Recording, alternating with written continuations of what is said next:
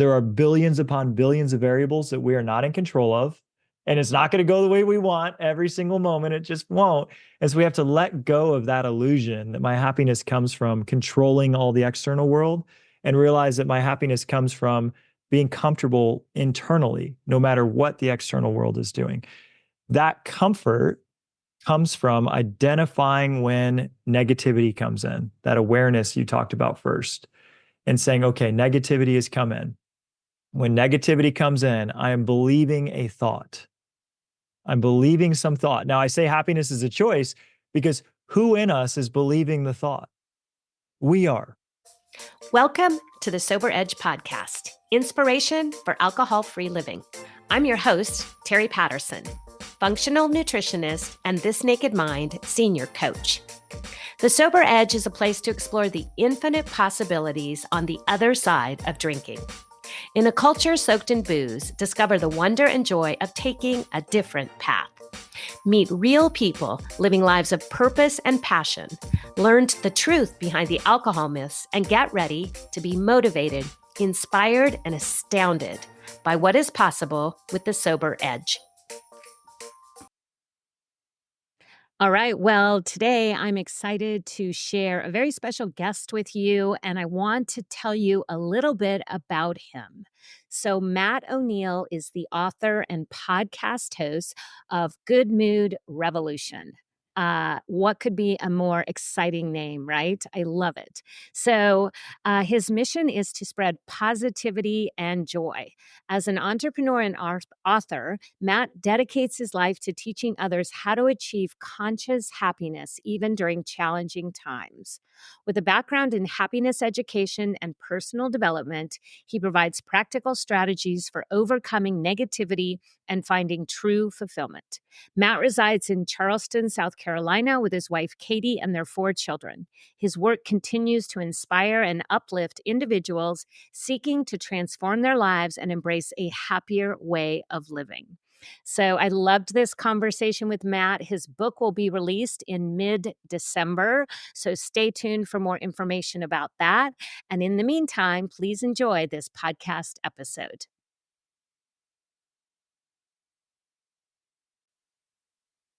Well, hey, everyone, it's Terry back with another edition of the Sober Edge podcast. And as always, I get so excited to introduce you to a new guest, a new resource, and you are going to fall in love with my guest today, Matt O'Neill, as he talks to us about the Good Mood Revolution, how happiness is a choice, and all of that entails. So, Matt, welcome to the podcast.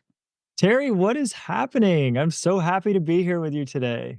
I love that you said happy because that's what we're going to talk about. We're going to talk a lot about happiness. And for my audience, where I am so excited is this idea of the good moods and the bad moods and how we can start to hone our attention on where we're getting trapped in these bad mood scenarios and how we can kind of shift to recognizing that and make changes.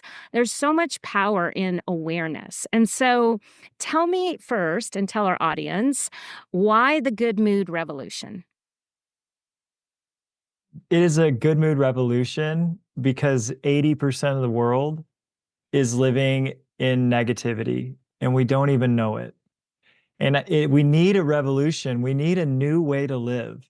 It's not that we don't want to be happy. Every single person wants to be happy. And the statistics say that 75% of the population uses alcohol, illegal drugs, or prescription drugs at least once a month. 75%. So there's only 25% of the population that is not using some substance to be happy on a monthly basis. To me, that's kind of shocking. But it also says to me that we don't know how to be happy. If we did, we wouldn't be going to these substances to try to get happy. Well, why don't we know how to be happy? Well, everything we're doing is to be happy. We go to work to be happy. We have children to be happy. We get married to be happy. Every single act we do is because we think at some point in time it's going to help us feel better. But we don't. And it's because nobody taught us how. So I wasn't the happiest person in the world, but I always wanted to be. And I kind of had a feeling I was going to teach the world how to be happy. I don't know why. I've just always had this feeling that that's what my job was going to be. And I just became insanely obsessed with what is the science of why we feel bad and why we feel good. And I traveled all over the world and met with the world's greatest gurus and read hundreds of books and really became the expert on how to be happy. And then now at this point, I've interviewed 150 different experts on the Good Mood Revolution podcast. And I know the science of what makes us actually happy and what makes us unhappy. In my book, Good Mood Revolution, I talk about how there's just 8 negative moods. If we are stuck in any one of these 8 negative moods, we don't have happiness, we're stuck. Well, what happens when we get in a negative mood? We say, I need a drink. If I just needed, I had a day, I need a drink. The drink is great because it helps us be happy in that moment.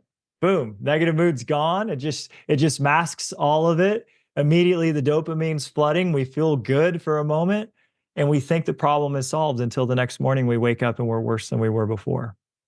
And that's why I love your podcast. I love it. I love your philosophy. I've been listening to episodes. You're so smart about this stuff and you get it. But I want to teach people today what's a healthier way that actually leads to lasting happiness. We truly can be joyful every single day without substances. Ooh, that's a tall order. I love that. I have done my own dive into happiness. I saw Sean Anker speak. Acor?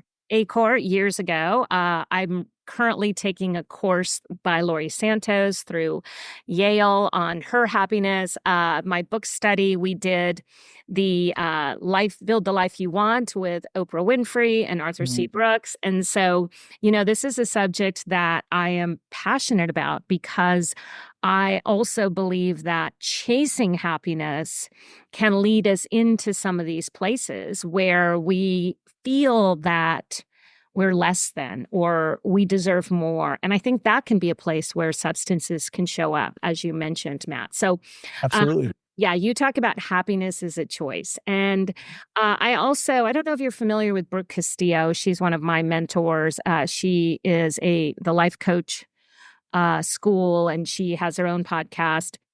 She talks about life as 50-50. And I think there's something beautiful about that also, because it helps us understand that, we can have a lens toward happiness and a happiness perspective, but it doesn't mean automatically that we're going to be without difficulty or that life is always going to be rainbows and unicorns. So talk to me about that. It won't be. So it won't be rainbows and unicorns. But if we can't learn to be happy while life is challenging, we'll never be happy. The essence of life is change. Everything is changing. Your cells, trillions of cells are changing every second. The world is changing every moment. There's that thought, you can't step in a river in the same place twice because the water is different as it moves through it. The essence of life is change. Everything is changing. And change is uncomfortable. And that's just life. So people are going to get sick. People are going to pass away. Money's going to come and go. We're going to have challenges at work. We're going to have challenges in our relationships. We have to figure out that happiness doesn't come from making the whole external world exactly how we want it, because that's impossible. There are billions upon billions of variables that we are not in control of. And it's not going to go the way we want every single moment. It just won't. And so we have to let go of that illusion that my happiness comes from controlling all the external world and realize that my happiness comes from being comfortable internally, no matter what the external world is doing. That comfort comes from identifying when negativity comes in, that awareness you talked about first, and saying, okay, negativity has come in. When negativity comes in, I am believing a thought. I'm believing some thought. Now, I say happiness is a choice because who in us is believing the thought? We are. Yes. Maybe we don't know it, maybe it's subconscious, but there's no one in us that's choosing to believe this negative thought other than us. So it is our choice to believe the thought, subconscious choice or conscious. Now, what I want us to do is make it conscious. So my book is called The Good Mood Revolution: Igniting the Power of Conscious Happiness. Because I don't want it to be a subconscious pattern any longer where we say, I'm not enough, I need more. Using substances is one of the 8 bad moods. It's the bad mood of desire. It's this moment isn't good enough as it is. I need it to be even better. I desire even more joy, even more fun, even more pleasure. Well, desire is insatiable. So it's just one of the 8 negative moods. What we need to find out is that this moment is perfect as it is if I choose it to be. Oh, I love that. So happiness is an inside job, yes? Totally. Where else could it be? But this is, let's just get into it. So, anytime we're loving reality exactly as it is, we are happy. Anytime there's something in our reality we say that's not right, that's not good enough, I don't like that, we're unhappy. So as we resist anything in reality, we become unhappy. That's not a bad thing. Maybe somebody's treating us poorly and we don't enjoy it. Well, that's good. Okay, so this negative emotion now has come up saying, I don't enjoy the way that this is going. We need to do something about it instead of complaining about it. So if we allow the negative emotion to come in and we learn from it and take action from it and get back to this spot where I love my reality as quick as we can, that's the way we need to deal with it. It's not some Pollyanna thing of just saying everything's golden and beautiful and rainbows and sunshine when inside we don't think it is. It's really actually dealing with the negativity and then getting back to a place where we love our reality. That's so good. Yes, I love that. And I just was sharing with one of my groups overcoming negativity bias. And what I think my listeners are somewhat aware of, but what's fascinating about what you're talking about, Matt, is that we are wired for negativity. From an evolutionary standpoint, our brain is a meaning-making machine. It wants to protect us. It goes out into scans their environment and picks out all the negative things. And they've actually done, through neuroscience studies, research that shows negative stimuli has a greater impact on our mood than positive. And so what you're speaking to is really cool because we can train our brain to have that different perspective. The statistic is that it takes 3 points of positive stimuli to overcome 1 negative because we have a bias toward that negativity. And so what you're saying is like we can learn this skill. And I think that's really empowering. Maybe for somebody that hasn't been practicing, it takes 3 times of positive to overcome 1 negative. But once we start to practice the skill of happiness, it's not like that. Very cool. And I agree with you. By default, our brain scans for what's not right. That's how we survived. Yep. Be grateful. We need to be grateful. Like, okay, if our brains weren't designed to find everything that was wrong, we'd all be dead. Our species wouldn't have made it. So I'm grateful that our brains are negative, and I'm not going to stand for it. So I'm not going to let it control me. But this goes back to in my book, I talk about how there's 2 parts of our being. We've got this human animal, and the human animal, the brain, is always scanning for what's not right. But then we got this other part of our being that notices the brain's thoughts. And the human animal is telling us that's not right, that's not good enough, this isn't cool, that person's mean, this is harming us, I did that one wrong, I'm stupid, all these different thoughts. But who is it that's saying, I see that thought, am I going to believe that one or am I going to replace it with something else? There's another part of us that can notice our thoughts. They can be aware that these thoughts are here. How could we be aware of thoughts? It's because we're not our thoughts. There are 2 parts within us. This other part, I call it our soul.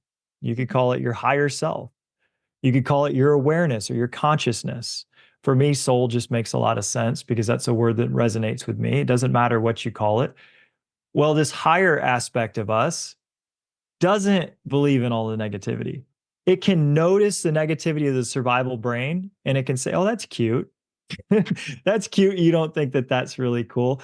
But then it can say, I'm rising above all of it because I know the fabric of the universe is made of love and that everything is actually working out in a very loving way. And so that ego mind that and when we're young is very loud, we can get it to quiet down. Eventually, it becomes kind of subservient to our more loving mind if we train it. Here's an easy one. This is how I started to overcome negativity. Every day, the brain says what we messed up. It's like, you didn't do that well enough. 3 years ago, you said that really stupid thing in front of all those people and they laughed at you. You remember that? And it brings that up today. And you're like, oh, that's useful. Thank you. And it's like, oh, yeah. And then you messed this thing up yesterday.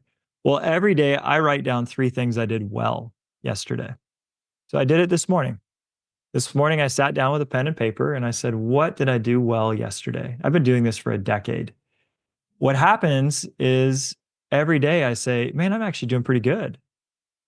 And then in the moment, my brain knows I have to come up with 3 things I did well again tomorrow. And so while I'm going through my day, I do something well, and my brain's like, hey, dude, saving you some time. You did that well. And then what starts to happen, this is crazy. Instead of being all judgy and saying those people are wrong and those people are wrong and how dare they, I stop scanning for what's going wrong and I start to see that person's beautiful, that person's kind, that person's doing lovely things in the world. And I'm seeing what everyone else is doing well. I literally have retrained my brain to only see what's going right. And what we focus on expands. And so as I'm counting what's going well in me and others, we're all doing better and our lives are going easier. And it's really, really awesome. So this one little tip, just write down 3 things you did well every day will change your life. I agree. I always wanted to have a gratitude practice, but when I was drinking, life was messy. And so I never really could get there. And about a year after I stopped drinking, so I've been doing it for 8 years now, and I just do my list of 5 things I'm grateful for. And it's so powerful because, as you're saying, Matt, it trains us to notice. And you mentioned, what we pay attention to expands. And I always share that with my listeners and my clients because, it's so powerful to think like, why am I getting more of what I don't want? Well, what are you telling yourself? And I also wanted to circle back when you said, I tell my brain, well, that's cute. I have a very similar pattern. I just say, oh, brain, I see that thing you're doing. Thank you so much. That's not helpful. And I always invite people to do it with humor and to just be like, oh, of course my brain is doing what brains do. Yeah, And it's that beautiful delineation, as you mentioned, between what we know or what's happening, what we're thinking, and what we're aware of. And I think humans are the only species that can do that. And so it gives us that beautiful edge to train our brain to notice something different. absolutely. And the science behind it, there are 4 billion bits of data that our senses encounter every day, but we can only have about 40 to 60,000 thoughts a day. That means we cannot perceive 99.99999% of reality. We don't have the capacity to perceive what we're seeing. We only see 0.00001% of reality. So if we're focusing on everything that's going wrong, of course, out of the 99.99999% of reality that's out there, we're going to see all these things that are going wrong. But if I'm focused on only the things that are going right, of course, I'm going to see exactly what's going right. Or if I'm focused on if every day I'm counting what I'm grateful for, which love that practice, we can't overdo gratitude. I want gratitude to be something that we do multiple times throughout the day. Yep. Gratitude is amazing. If we're always saying, I'm so grateful for this, I'm so grateful for this, I'm so grateful for this. Every day I say I'm grateful my heart's beating. Every single day. Every day I say I'm grateful my children are alive. Every day. To someone whose children who are not alive, to someone who's lost someone they love, man, it would be like they won the lotto if their child was alive today. I want every day to be like, I won the lotto. Like today is the day. It's like the greatest day of my life. And that's what gratitude can do for us. Of course, gratitude is going to make us very, very happy. But if we're scanning the world for what we're grateful for, we'll see it. And then this is the crazy thing. Whatever we focus on, we attract to us. Yeah. This is so wild, and there's so much science that backs it up, but it is absolutely true that the vibrations of our brain attract back other vibrations. And it's really our vibrations of our heart are 5,000 times stronger. The field is 5,000 times stronger than the vibrations of our brain. So we don't actually attract what we think about, we attract what we feel. Ooh. This is crazy. We start to realize that my whole life is being attracted to me by my emotions. And so now, if you want a beautiful life, if you want the money, if you want the success, if you want the great relationships, it's not what you think or what you say or what you do. It's how do I feel? So this is where I teach about the 8 negative emotions. We try to cover them up with drinking or prescription drugs or whatever else. We don't have to. We need to go into them. It's hard work. It is. So another piece of my journal practice, every single morning, I ask myself this question: what's one negative thought? What's one negative thought today? And I'll wait. I'll wait until someone shows up. But there's always something. The brain's always going to think of something negative. And I want it. I want it out. I want to know what it is. What's the negative thought today? And maybe the negative thought is I'm feeling tired. Great. Okay. We might think that this idea that I'm feeling tired isn't negative, that that's honest. Well, to me, energy doesn't come from how much I slept or I didn't sleep. Energy comes from how I feel. So I want to know if I'm thinking I'm tired, and I'll write it down. And then I say, okay, let's reframe it. How can I reframe it? All the energy I need is what I have today. That's a good reframe. And so every day I want to come up with one thing negative and then reframe it. And if I don't find that thread of a negative thought, it'll fester and it'll grow. And that idea that I'm tired will show up as me being cranky. And then I'll have justification why I snapped at my kids. And then my kids are in a bad mood. And then I'm in a bad mood. And I show up to work and I'm disgruntled. And I say something stupid to one of my coworkers. And then they're ticked off. And then before I know it, my whole day sucks. Yeah. All because this little tiny thought that I'm tired, I allowed to grow rather than saying, okay, I don't need to think that way today.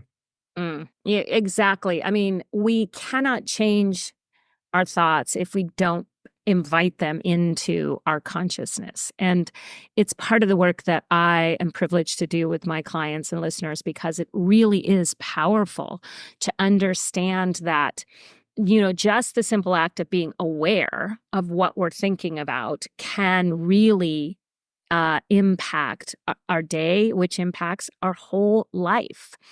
And, you're talking about what, attracting what we feel is based on our emotions, not our actions. And I was thinking when you were talking about the brain and the heart, Matt, I remember being just blown away when I learned that the first part of the human to form an embryo is not the brain, it's the heart. Mhm. And it's so beautiful to think about why that is and what that means about how we embrace this life. But for me, so much of my life was in my head. And I feel like it's only since I pushed alcohol out of the way and allowed myself to start getting in touch with my emotions and my body that I realized, oh, I'm not just a brain walking around thinking. I actually have emotions and behaviors that are also part of what makes me up and makes up Terry. And it was really powerful to start to lean into more of these emotions. And I do a little video series weekly just for the last few months. And it's called Tea with Terry. So it's thoughts, emotions, and actions. So every week I do a little vlog, a video, for my listeners and my audience to just talk about either a thought, an emotion, or an action. And so I love this, framework. And I think it's really important that people understand that we're not a slave to the thoughts that we think. And so many people, as you mentioned in the very beginning, Matt, we're not taught these skills. And so I love the work that you're doing because you're teaching people, wait a minute, we haven't been taught this, but this is available to us if we pursue this learning. Yeah, and as you're talking about how the heart forms first, it's beautiful. Think about when you point to yourself, or Mhm. if you're to identify yourself, typically you point me. Mm, I've never seen someone say me. yeah. It's this, you know, you're like, we always are patting our chest when we're talking about who we are, because who we are really is how we feel. And Mm, this is why I want us to feel happy. So another thing that I love to teach, and this is, I love to be practical, because we can just say, oh, just be happy or identify your negative thoughts. And I've given some practical advice on that, but a very practical way to clean our thoughts and to get the negativity out so we can feel more joyful is to start to write down every judgment, mhm. every criticism. A long time ago, I read a book, I don't remember what it was, and it said, never complain.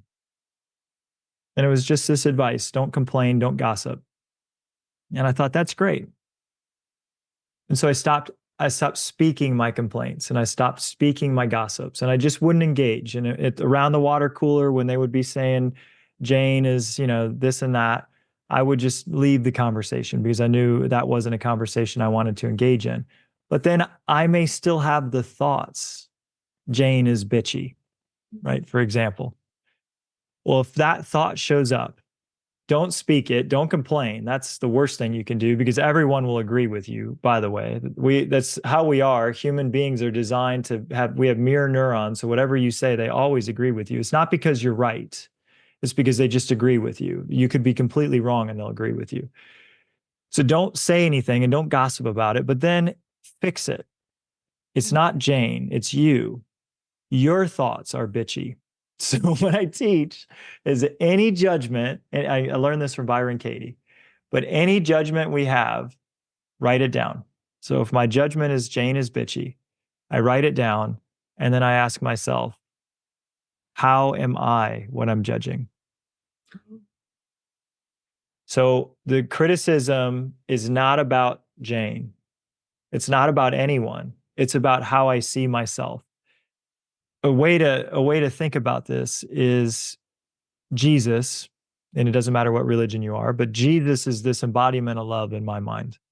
And if he were walking through the halls of my work and he saw Jane, he wouldn't see her as bitchy. He would see her as this lovely being who maybe was going through a hard time, right? He would just have love and compassion. Why don't I see her that way? Well, it's because I don't like some aspect within me. Jesus is pure love. He loves every aspect within himself and all humanity. It's just love. That's why he doesn't see her as anything other than loving and this beautiful being that maybe has lost her way a little bit. So anytime I'm criticizing, I am not love. And it's not my lack of love for Jane, it's my lack of love for myself. So we take a criticism and we say, this person is bitchy or whatever the criticism, this person's a jerk. And we say, okay, Matt told me if I'm saying that about them, I actually believe it about myself. So how am I a jerk? And then write down the ways. Well, I'm a jerk because I'm thinking negative thoughts about somebody. I don't know what's going on in their life. I don't know what's going on in Jane's marriage. I don't know if her mom's sick or not. I don't know how hard it is for her to get to work every day. I don't know what she's dealing with her children. And I am judging her. I am so bitchy, right? And once we get to that point and we start to write down all of our criticisms and asking ourselves, how is that me projecting onto them? That's when the bad moods and the negativity really starts to die down. The ego's favorite game, that survival brain, its favorite game is to blame everybody else.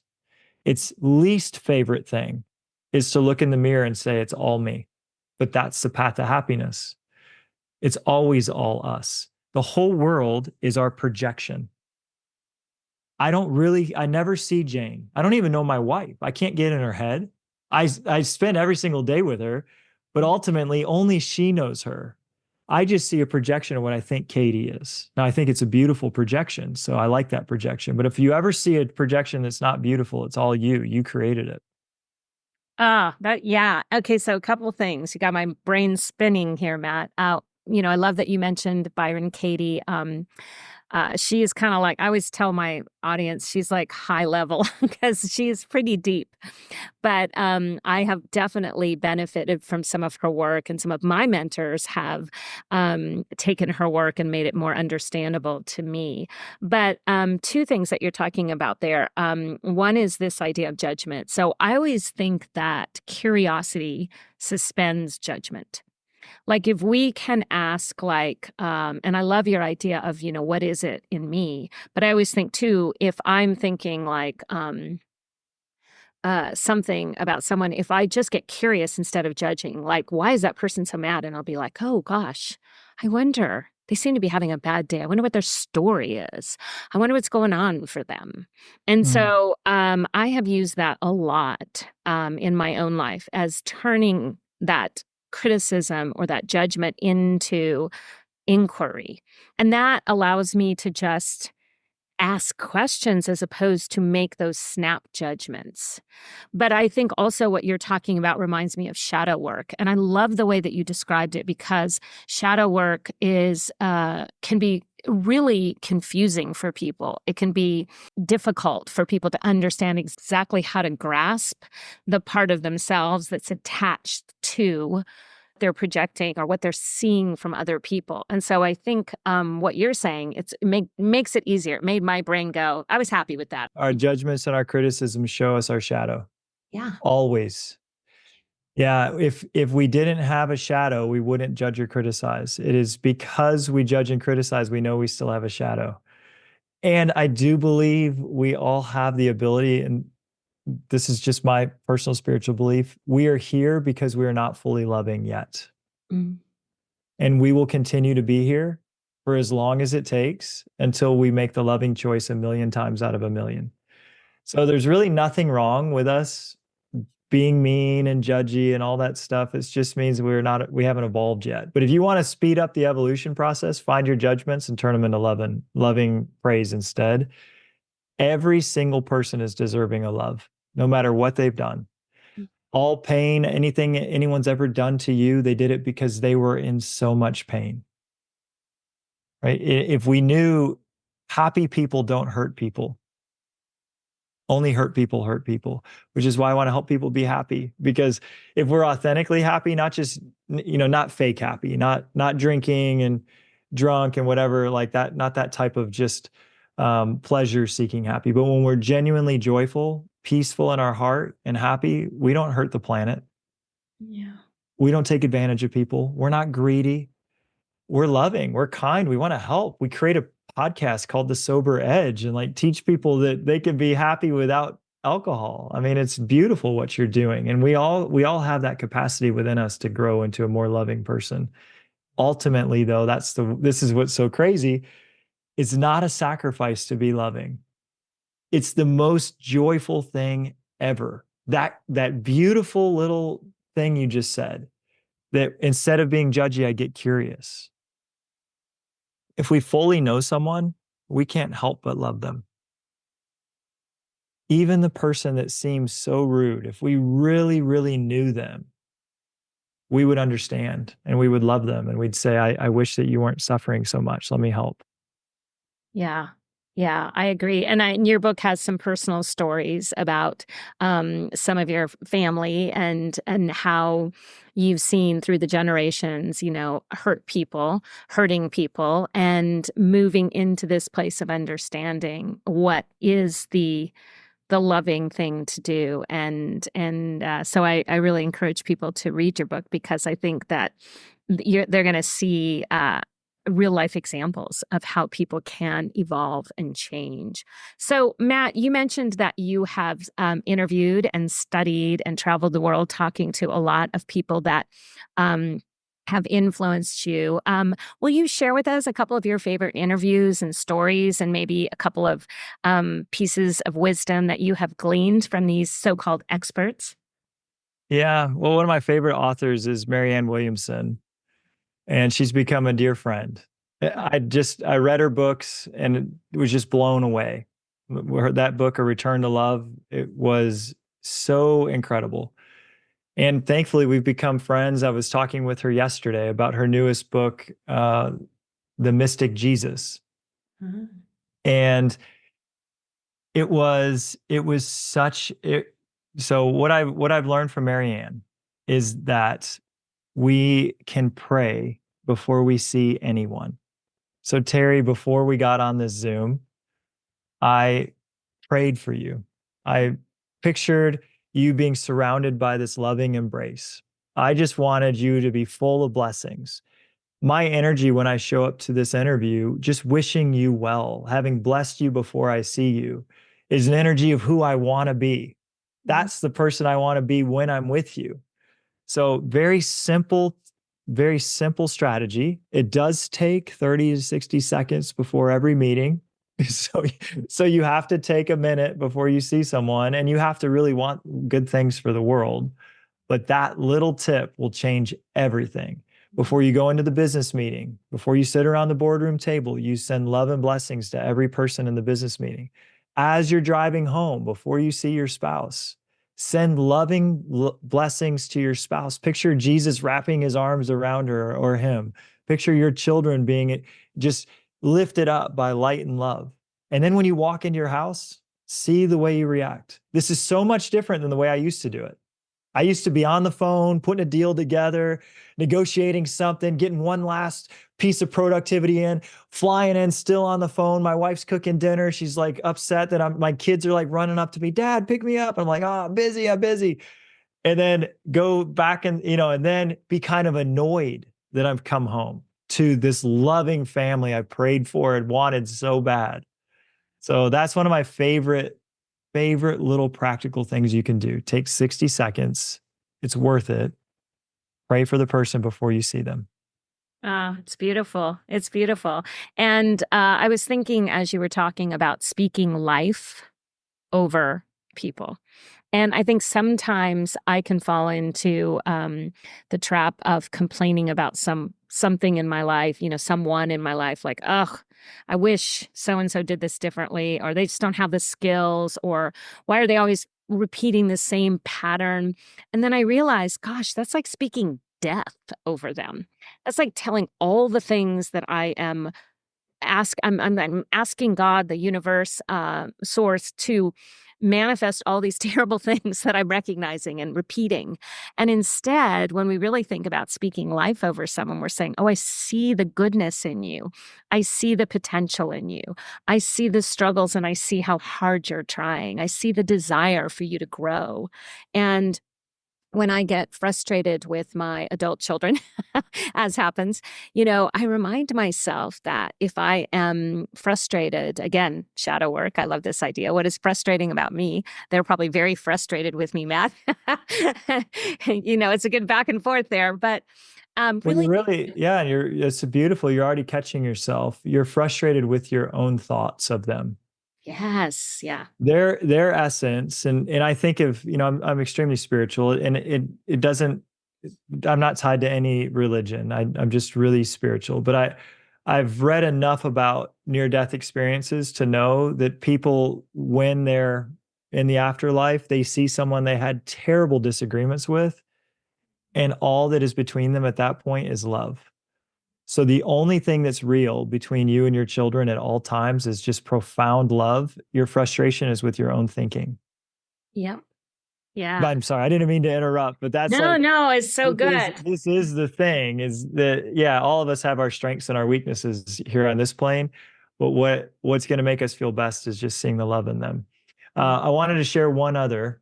Mhm. So I had the chance to spend a weekend with Eckhart Tolle this summer, and he, Power of Now, right? One of the most profound books I've ever read. And then he wrote A New Earth, which I thought was equally as good.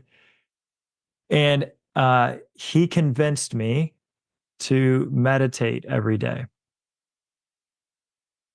Now, I know before that, I was like, meditation is something I should do, so, but something I'm not committed to every single day.